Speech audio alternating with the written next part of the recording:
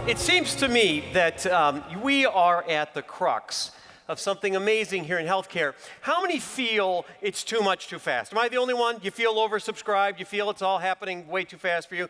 Me too. You know, it's bad enough being a doctor, isn't it? Can you imagine being the innovation doctor?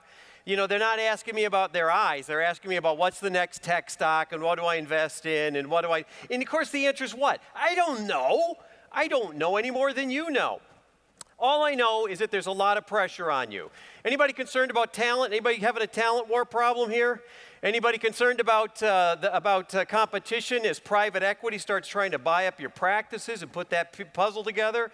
Anybody worried about the whole regulation thing? Why are we upside down? Where's regulation going? And finally, all the new tech, it's got to be completely disoriented. It's disorienting to me.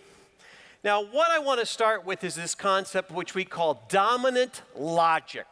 And dominant logic means that you believe something so strongly that you can't see other things. Have you talked to anybody, we're here in Washington, have you talked to anybody lately about politics or religion? You ever change anybody's mind? Bet you didn't. The notion is dominant logic, though, happens in a lot of aspects of our life. It also happens in our practices, and it happens for people like me, being a university professor, a whole area that's really on the cusp of some radical disruption. And I love this quote from the crazy old philosopher Schopenhauer. Every man, every person takes the limits of his own field of vision for the limits of the world. Well, that's great. We all have our dominant logic because we're on social media, and all of our friends believe all the same crap we believe. They listen to the same alt band, they go to the same church that we go to, they belong to the same party. It's what's called micro-segmenting. It's like shooting fish in a barrel. It's super easy to figure out who you are. Now, here's the problem. What happens if somebody has a different idea than you have? You unfriend them. The Spanish Inquisition couldn't have thought of this. On a dark night, on a dark road, you never hear from these bums again. So our problem is what we miss from our dominant logic are our blind spots. We miss our blind spots. And we're going to talk about why that is, but I'm going to start with a very radical premise, a radical premise. And that is, in all of our lives, in all of our practices, we have to do two things. One, we have to maintain the practice. We have to maintain quality. We have to make sure that everything works. And we do that by creating standards, and we do that by eliminating variation. We get rid of all the weird stuff. But at the same time, we have to grow our practice, which means we have to do what? We have to introduce the weird stuff. We have to change the gene pool. So this creates this big tension between staying where we're at and trying something different. Now, normally, people are going to tell you that this is a very destructive thing. What I'm going to prove to you today is that actually this tension is the best thing that could happen to you because it's the generative energy that creates innovation, that gets you to the next place. This is actually a good problem. So I want to tell you a story. A number of years back, I got a call from Larry Summers, who at the time had been just left being the president of Harvard. And he wanted me to do a TED Talk at the Kennedy Center when President Obama was rolling out the Affordable Care Act. And I said, no, I don't want to do that because the Surgeon General will be there and the Harvard guys will be there and I'll be the dancing bear that came on the Ed Sullivan Show after the Beatles. I didn't want to do it. So I said, they called me and they bothered me and they called me. I finally said, I'll do it, but I'll do it like Oprah. I get to be Oprah. You can watch this online, but I'm going to have my clients on there. So the head of innovation at Google, head of innovation at Apple, and Qualcomm and some other people, and I'm going to ask them about healthcare. And what they wanted me to talk about was healthcare from the outside in. So a little bit about my own career. I've been in about half of the Fortune 500 company, and I do a lot of work in healthcare, but my job is not on your side. My job is on the side of those big companies that are developing all kinds of cool stuff. So we're innovating from the outside in. We're some of the guys putting the pressure on you. And I didn't want to get doctors mad at me. So I put this panel together. So here's what happened after the panel. First of all, the old doctors, who are very polite and very passive-aggressive, were very nice to me, but basically said in very nice terms, well, Jeff, that's nice, but you didn't go to medical school. Okay, got it, Doc, got it. And you get the very nice emails and the very nice long letters about that. Then I got a number of emails and calls from young doctors who said, I'm being held hostage by old doctors. Help me. They can't even use their smartphone. Oh my God, right? And then I got a million emails from young entrepreneurs who went to medical school but didn't want to be doctors. They wanted to start companies, right? And how do I get another $2 million in venture money?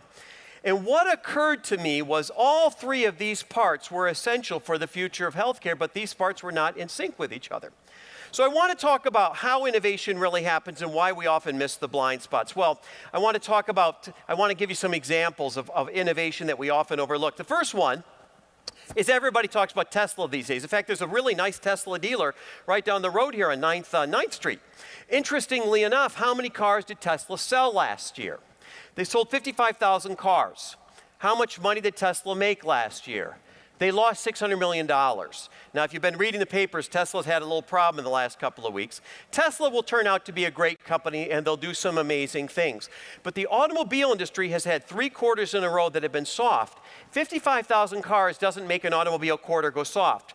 What's making the automobile industry have problems is not Tesla. It's Uber. Now, I want you to think about this. We're talking about innovation here. Where's the innovation in Uber? Right? Think about it. Did you have ride sharing when you grew up? I did. You called the parish priest. You called the coach. You got ride sharing. Is the app great? No. Is the company really well run? Well, honestly, no. So where's the innovation? The innovation is young people will get in the car with strangers. Think about it. It's like Airbnb. I worked really hard to get my house on the river. If somebody came and stayed in my house and used my towel, I'd take it in the backyard, burn it, and bury it. I'd sick the dogs on them. It's a social form of innovation, and it's radically changing everything. Now, let me give you another example. In 2014, there was a really good book written by Michael Lewis called Flash Boys. I highly recommend you read it. It's a very good book. But basically, he talked about how the big banks had basically, after the collapse of Wall Street, had created what were called spread networks, black box networks that traded a little bit faster than anybody else did. So they got the run-up of the stocks and they got the rundown of the stocks. So it doesn't matter whether Michigan or Ohio State wins, the bookie always makes money. It's a bookie play. Somewhere around 2003, I wrote an article about cryptocurrencies. Now, no one looked at cryptocurrencies back in the day. You know why? Where did cryptocurrencies really start? Drug dealers. It's from the money laundering group. Yeah. Where did emojis start? They started in terrorist cells. Anybody wanted to guess where the streaming industry started? Yeah, that's right, porn. That's where these things started. Now, don't write down we should look at these industries. That's not my point. My point is that innovation starts where people cannot compete on scope or scale. They have no natural advantage, so they have to be focusing on deviance, and that's in fact what goes on. So what we're seeing going on right now is something very different than we've got better technology and the better technology wins. We're seeing the chasm of something quite unique. It's the chasm between what I'm going to call hierarchy or vertical forms of meritocracy and horizontal or network forms of democracy. I'm going to prove it to you. And it's one of the biggest changes I've seen in my life. Forget the 60s, this is much bigger. Now, what do I mean by innovation? Well, first of all, innovation is simply useful novelty.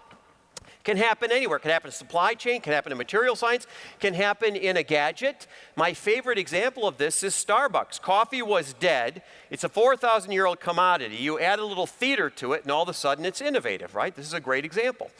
Innovation has a second problem, and this is the most important problem I need doctors to understand.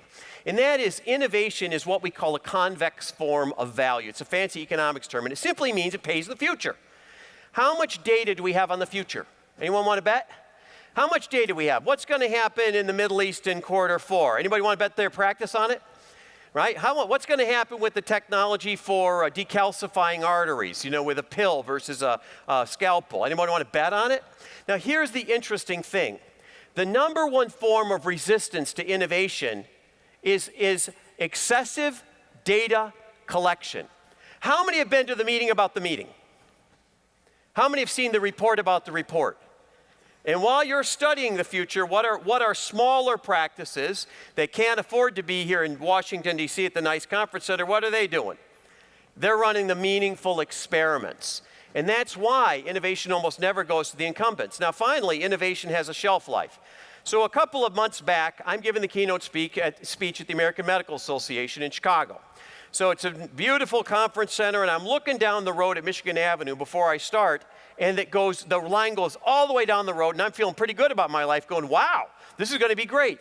Until it occurs to me what? The Apple Store has a new phone. Duh. The new 10 is out. They're lining up all the way down Michigan Ave in Chicago, all the way down the Miracle Mile in Chicago to get this stupid phone. What happens to the last iPhone when the iPhone 10 comes out? It's rubbish.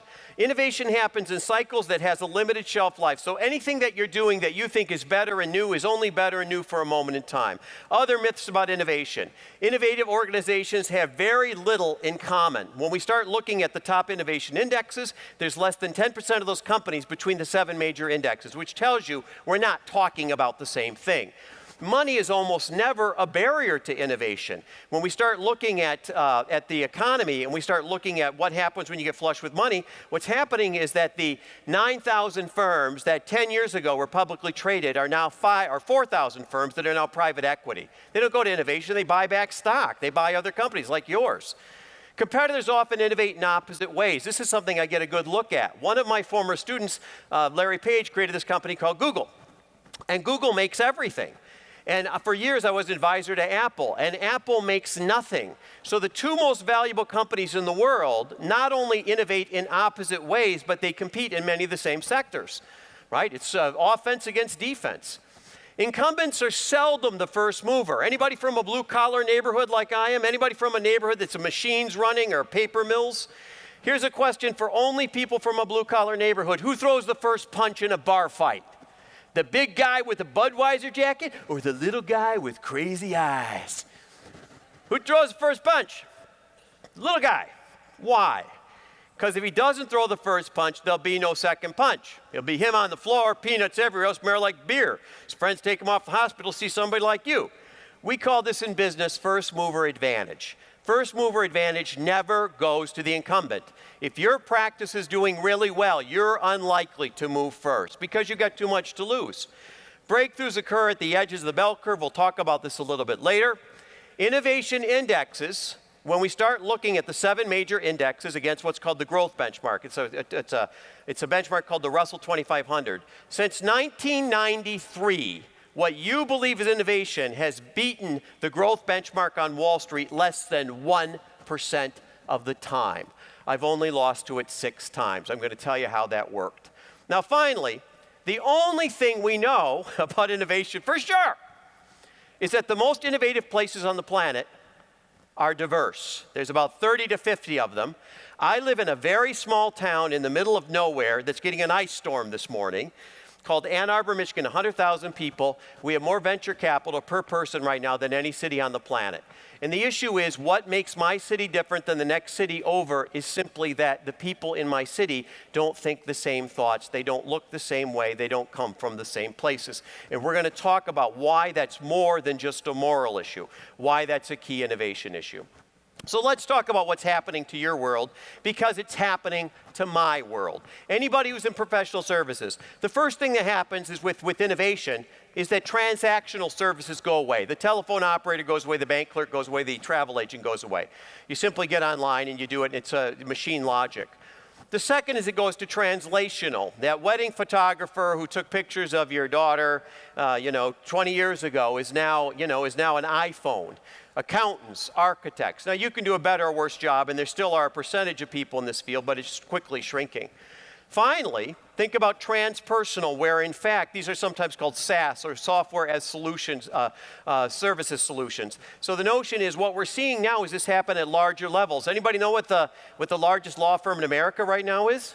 LegalZoom, right? So the notion is we're seeing, and incidentally, professors, I did a massive open online course about 5 years ago for the University of Michigan. I got more students in 1 month than teaching at Michigan for 30 years, right? So all of a sudden, 1 million people are watching your MOOC, as opposed to maybe you trained 30,000 people over the years. And finally, how about you? How about you? What part of your practice is going to go away from this transpersonal accumulation, from overrunning a business with a different type of a model? Now, I got a caution for you. And the caution is this: The worst of all growth strategies is to have an increasing share of a decreasing market. These are saddles from the Worthington Saddle Company, arguably the best saddle company in America in Hartford, Connecticut. This year they made about 2,000 saddles. In 1900 they made 2 million saddles, right? Best doggone saddle maker there was. Drip, drip, drip. General Motors in 1950 had 53% of the world car market. Drip, drip, drip. An increasing share of a decreasing market is the first sign that you are on the wrong road. Now, what's the problem that we have with doctors, brilliant doctors, the doctors in this room, really smart people? There was a wonderful article written for the Harvard Business Review. It was originally titled, "Why Smart People Can't Learn." And it basically said, it was by a man named Chris Argyris, he passed away, he was a brilliant professor, wonderful man at Harvard. And he basically said, really smart people haven't had the opportunity to consider what happens when you fail. They've never failed before. So when they do fail, instead of sort of readjusting their life or figuring out what needs to happen in their life, what do? They blame everybody. Have you been around that person? I call them the black hole. Have you been around a black hole? They suck all the light right out of you, those people. So what happens is when they do fail, right, it's a very sort of painful thing, it's because they're unwilling to try the things that they don't know now. And you could see this anywhere in life. All learning is developmental. If you don't believe that, take out a piece of paper and draw a picture of your significant other. And everybody around you can tell you at what age you stopped learning to draw. Speak a foreign language, play an instrument. Doesn't matter whether you're 8 or 80. You're going through the failure cycle. Sorry. Now, I think this comes from our parenting. The two types of parents, right? My mother, this old Hungarian lady, she's the voice in my head. Don't do that. Don't do that. Oh, it's very bad. Don't do that. Stay away. Get down, Jeffrey. Don't call me Jeffrey. I have to kill you. My mother calls me Jeffrey. Jeffrey, don't do that. My father, who grew up on an Indian reservation, is the other type of parent. Hurt, didn't it? Don't rub it when you get home, you dumbass. Put dirt on it. Yeah, that's a real clinical thing, isn't it? Which child learns faster? Now, I know what you're saying. I'm a healthcare provider. I can't do any of those things where hurt, didn't it? Oh, yes, you can. You can build jetliners with parts that hurt, didn't it? You just can't do it everywhere. But here becomes the interesting issue. The way in which we develop competencies is we go through the hurt, didn't it cycle. I bet some of you were apprenticed to people who maybe weren't the nicest people in the world, but I bet you learned the trade, right? Now, here's the point. If you seek innovation, if you seek the new, if you seek growth, innovation isn't your best friend. It's your only friend. So let's now talk about what to do about innovation. It turns out, when I started looking at innovation, that most people have a lot of process and a lot of sort of definitions. I love, in Chinese culture, they have a thing called the Tao. And from the Tao, we have two forces that sort of push against each other that create hybrids. In Western Europe, we call this Hegelian logic, right? Out of this book came this thing called the I Ching, or the Book of Changes, in which every peasant in China knows that there are 8 situations, 8 elements to those situations. And if you can find those, like artificial intelligence, you can make a decision. Out of this came a bunch of how-to books. The most famous was a book called The Art of War. Of course, a lot of people started reading that in the 1980s after, thousands of years. And finally, in daily life, they have a compass called the Lupin, which if you follow feng shui or any of that stuff, allows you to tell you what to do. Well, I simply used this concept for my new book and for the work that I started doing in the 1990s, which was that innovation is the result of constructive conflict. Now, what it does not mean we talk disrespectfully to people. It does not mean we marginalize people. It does not mean that we undermine people. We have filial, we have piety, we have affiliation, we have fond regard for people. But what it does mean is we talk about it. It means that we engage. What it doesn't mean is we compromise. It means that there aren't safe spaces and there aren't trigger words. We have the difficult conversation in a respectful way to get to the higher place. Now, this model was originally developed in the 1970s by Quinn and Cameron. It's originally called the Competing Values Framework. I've worked on it for the past 30 years. I'm the junior researcher on this model. This is the model I use to predict share prices. And it comes down to that there are 4 competing types. Now, this is not a Myers-Briggs test. This is not I'm an ENTP or an INFJ.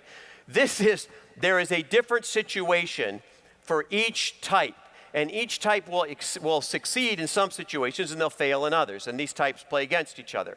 So rather than spending a lot of time on how the model works, I need you to understand that there are two questions that everybody has to ask themselves. The first one is how much, and the second one is how fast. How much and how fast. The most valuable companies in the world are able to do these oppositional things at the same time. This is the key to beating the market. Companies, practices that can harness this conflict in a productive way. And it's not just about you. We have to look up at the greater situation. We have to look down at the people who work with us, and we have to look around at our organizations itself like a Russian Matryoshka doll. So think of this as having three levels. The strategic situation in which we make money. Is there a war? Is there a pandemic? Is there a recession? The organization in which we have created, in which we work in, and finally ourselves. So I want to start with the create position, often referred to as the attack position or the forward position. This is the position where things are very unique. We need something that's breakthrough. We need something that's highly differentiated. We have a patient who has a problem we've never seen before. We've got a technology we're not sure how to use it yet. The types of organizations are called adhocracies, where we're making it up as we go along. The type of people that run or do well in these organizations are artists, people who are very much about personal creativity and the act of discovery. My favorite example was about 7 years ago at CERN. At the Large Hadron Collider, the Bose-Higgs or the God particle was discovered. Everybody remember this, the God particle? Right. Well, before they fired up the Large Hadron Collider, there were 7 Nobel Prize winners. 2 of them believed it would create, remember this, a black fissure and destroy the universe as we knew it.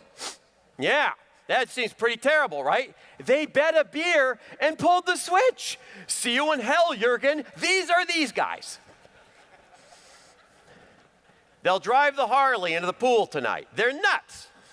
But they're always trying to see the future first. They're innovators. So what we're going to have to do, those people who are the opposite of these types of people, is we're going to have to go along and speculate with them. We're going to have to make some decisions before we know all the answers to everything. We're going to have to be willing to spend some real money running some experiments, knowing whether these things are going to work or not, because that's how we're going to introduce deviance. These are the deviants in your practice. Now, the opposite side of this are the engineers who are predictable. Deviants are held together by their visions. The engineers are held together by processes because there's a lot of complexity. You will always find in a predictable situation 3 things, and it really relates to your practice. Number 1, failure is not an option. You do this the wrong way, patients suffer, perhaps even die. Right? Number 2, there's a lot of complexity. Well, eye surgery and the things that you do around your practices are very complicated. And finally, it's almost always a turnover business. Think about it like if you're pumping gas at an Exxon station, and you says, oh, we only make 18% for every liter of gas. Think about how many liters of gas these bozos pump, right? A lot of gas. So the notion is these are going to be large-scale, complicated situations, and they're almost always going to be hierarchical because we have to manage that complexity. And the kind of people who are going to succeed are going to be engineers. They're going to have a lot of concerns about security and productivity. And in the book that we're having in the hallway here, I'm going to go into great detail as to how you recognize these people. Now, the opposite, where we're going to have to engage the engineer, where the artist is, artists, here's a few things for you. First of all, show up on time. How about that for a change? Yeah. How about read the instructions? That's a good one. Yeah, actually read the instructions. Know how the machine works before you turn it on and start poking people with it, right? And finally, make sure that you're managing projects and that you're managing the milestones of those projects on time. So the first tension we want to create in our practice is we want to put the high-risk artist, high-reward artist, with the low-risk, low-reward, but scalable engineer. Now, they're going to drive each other crazy. Everybody following this? I want you to think about in your life the person who just makes you crazy, right? And what I'm telling you is radical. I'm saying if the two of you can find a way to be civil to each other, to talk to each other respectfully, that in fact the two groups together won't compromise. What they'll do is create hybrids. They'll create better ways of doing things. So I like to think of this like when I like superheroes. I like to think of the Storm. Johnny Storm, he's fire, and he goes all around. And I like to think of Reed Richards, who's the real smart kind of eye doctor guy. And together they make a pretty good team. Well, let's turn this around. The darlings of Wall Street are these guys, the compete guys. These are the Marines, if you will. They take the beach, right? You know, they speak in short sentences and use PowerPoint slides because they can't speak in complete sentences yet. They love competition. They love to know that they're going to defeat the enemy. So these people are really held together by goals. They're aggressive, they're demanding, they can be boorish, they can be rude, they're like gangsters, right? They're very much market driven, so they're all about speed and profitability. Did we win? Did we get in? Top 10, bottom 10%.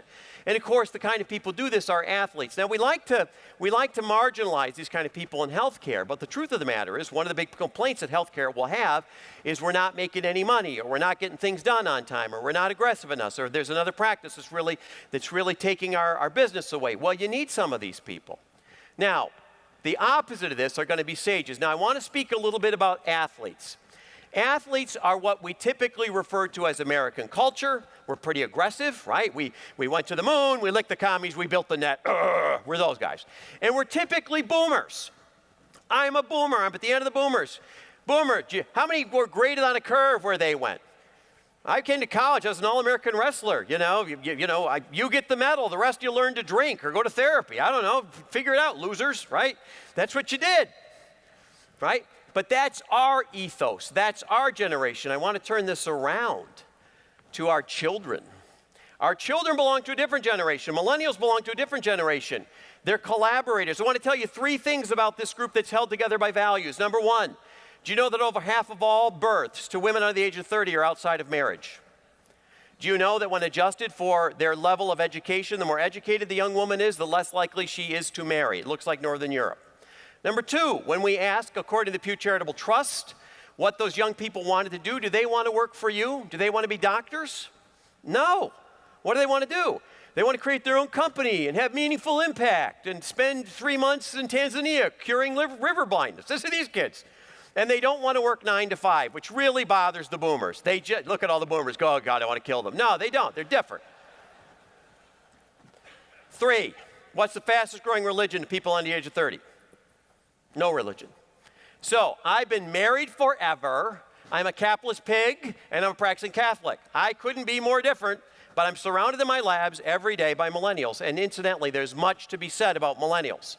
Millennials are amazing at connecting the dots, searching, reapplying ideas. They're very community focused. They take the oaths that they take when they become a doctor very serious. It's wonderful. But they're cooperative. They have a belief system and lifestyle. Is this fair trade coffee? Did the chicken have a name? These are these people, right? Okay, we treated the chicken really well, right? They're clannish. They're networked people. They're all about the community and knowledge, and they're sages. They're personally all about capability, and they're all about building that sort of community collaboration, which incidentally is wonderful. Now, Xers, I haven't forgotten you because I'm going to get you in just a minute, so don't think I've forgotten you. You're Xers, you should know you're going to be the most important generation in 100 years. Interestingly enough, when we have these boomers, everything doesn't have to be done yesterday. Everybody doesn't have to, their worth doesn't come from coming in at 6 in the morning and leaving at 10 at night. Boomers, I'm sorry. There's something we can do with millennials, and there is something to be said about making a decision together. So this is the second tension, the tension between short-term performance and long-term development. This is a good tension. It's not a negative tension, and what we want to do is harness it. So I think of this like Sue Storm, who I really think is cool because she can like read minds and she has force fields, and the Thing, who basically clobbers everything and basically beats the crap out of it, and that's sort of his way of dealing with it. So let's put these all together. So we've got to have vision and process, goals and values. That's what we have to have in our practice in order to make innovation happen. Now, there's a lot more to it. I'm not going to spend a lot of time, but this has a lot to do with this worldview and this dominant logic that we've got. It also has a lot to do with the way we look at medicine and the way we look at what goes on in a medical practice. We have to have experimental therapies. That's what's going to take us forward. And we have to have clinical care. That's what I promise to our patients. We do surgeries, which have to be done in a short period of time, done right, done the right way. You know, they're kind of the mavericks or the cowboys or the get in and get it done kind of people. Finally, we've got to have patient experience, make it good. But here's the point I want to make to everyone.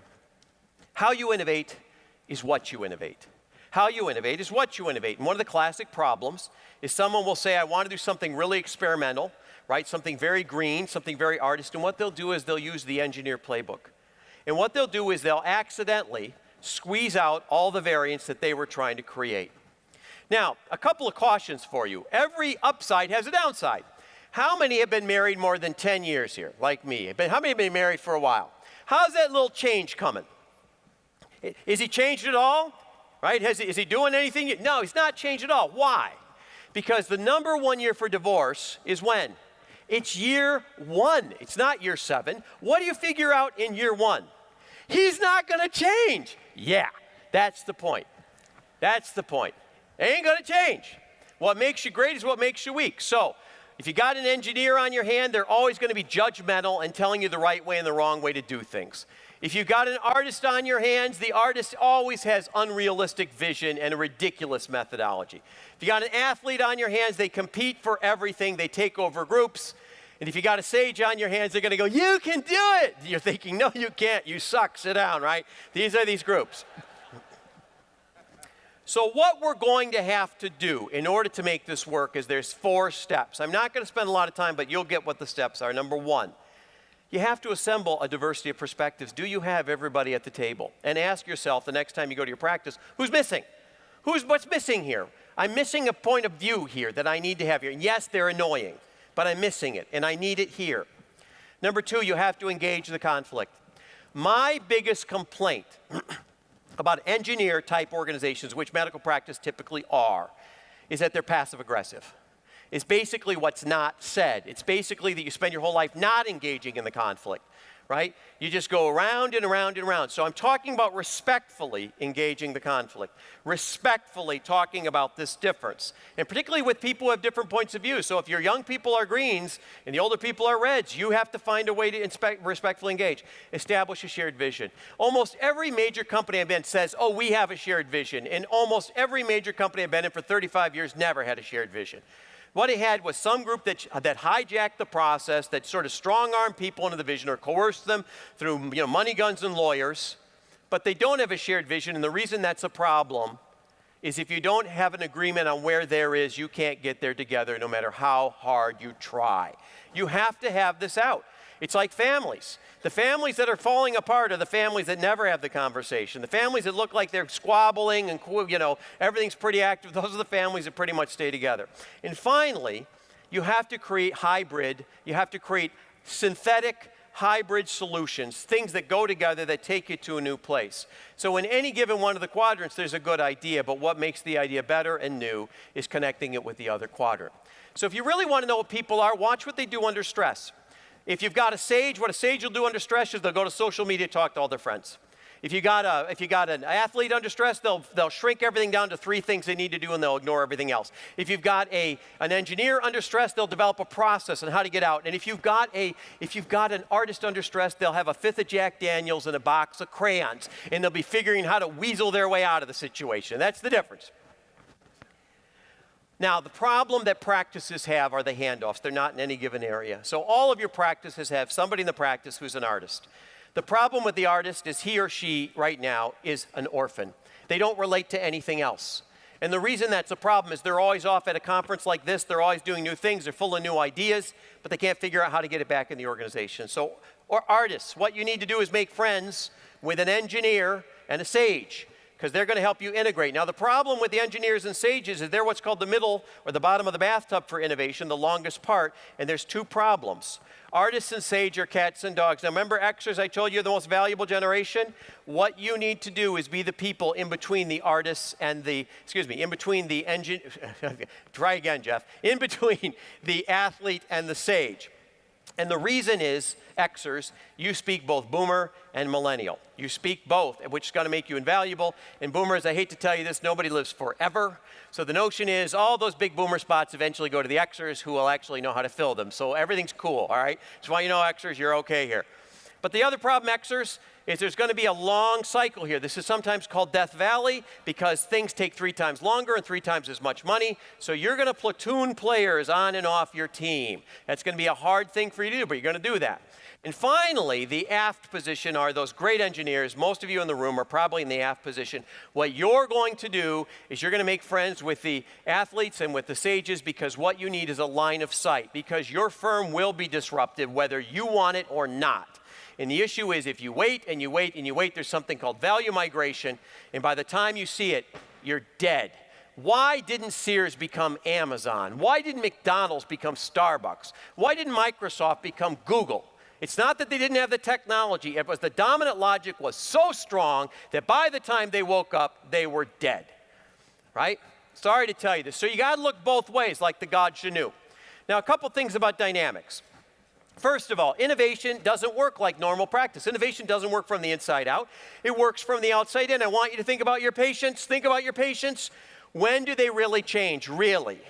Do they really change their lifestyle when things are okay? They really change when what happens? When their life sucks. When there's a crisis, when they can't see or something terrible happens. And it happens in everyone's life. When they go through a divorce or they lose a job or they go bankrupt or somebody close to them passes away. Why do you change when your life sucks? Because the risk of trying something radically new and the reward of staying where you're at is reversed. Apple in 1997 trading below $3 a share, the front page of the New York Times, Apple is dead. What happens when you're almost dead? You take the safety off, don't you? You play with a live round, or in the words of that Nobel laureate, when you ain't got nothing, you got nothing to lose. You got nothing to lose. That's why the startup is so scary. The other time people change is when they're on a roll. You're making more money than Davy Crockett, right? You're throwing sevens every stinking time. Risk and reward is reversed. Innovation doesn't work from the inside out. It works from the outside in. Stage your innovation rally in the perimeter, not at the center. I worked on a project that people knew as C2 at the time. You drink, it's called Coke Zero, right? Interestingly enough, where did we launch it? We launched it in Tunisia.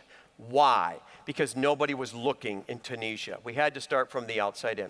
Now, innovation comes to us, and this is the only kind of academic slide I'm going to give you, from something called convex economics, and they're often referred to as Schumpeter cycles. And Joseph Schumpeter was an economist who was persona non grata in the early part of the 20th century. And it turns out we've had 7 Nobel Prize winners since 1969 that said Adam Smith was wrong.